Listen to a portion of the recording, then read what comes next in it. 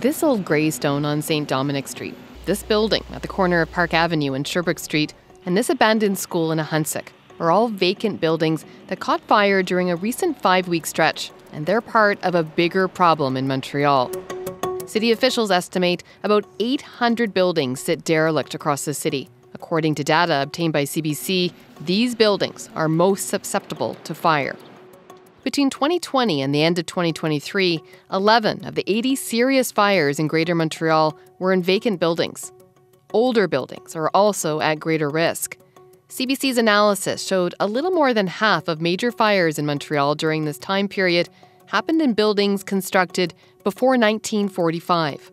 Squatters often camp out in vacant buildings and they set fires to stay warm.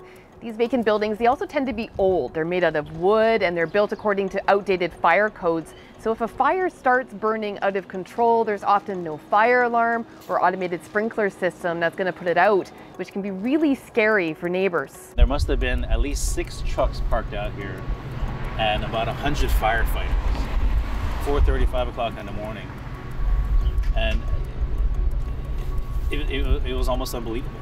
Not only are these buildings dangerous, but if you talk to people who care about the city's heritage, they'll tell you that these fires are a real threat to the city's character. Although there are some cases of willful neglect, heritage advocates say it's the bureaucratic red tape and the costs that are associated with developing these old vacant buildings that can be really daunting. If the thing drags so long, the heritage building goes to waste.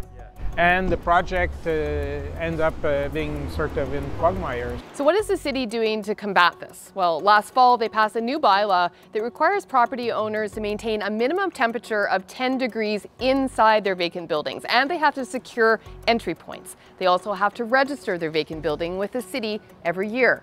And if they don't, well, they're going to be facing fines, up to $250,000 for a heritage building. But will it work?